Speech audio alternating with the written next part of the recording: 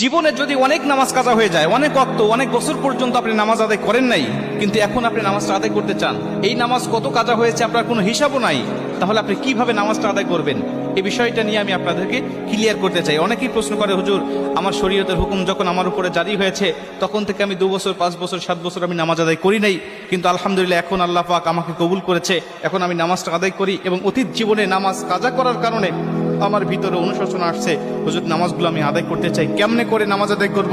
শুধু তওবা করলেই হয়ে যাবে নাকি আমাকে সেই নামাজগুলোকে হিসাব করে করে আমাকে পড়তে হবে? অনেকেই বলে, হুজুর হিসাব করা তো সম্ভব নয়, তাহলে কিভাবে নামাজটা আদায় করব? কারণ অল্প যদি ওয়াক্ত নামাজ কাজা হয়, যেমন আজকে আপনি 2 ওয়াক্ত নামাজ কাজা করেছেন, আসর এবং মাগরিবের নামাজ আপনি আদায় করেন নাই, এশার নামাজের সময় আপনার স্মরণ হয়েছে বা আপনি অবসর হয়েছেন, ব্যস্ততা আপনার কমেছে, আপনি এখন কাজা নামাজটা আদায় করবেন, হিসাব করে আপনি এশার নামাজের আগে আসরের নামাজের 4 রাকাত আপনি কাজা নামাজ আদায় করলেন, মাগরিবের 3 রাকাত করলেন, তারপর এশার নামাজের আদায়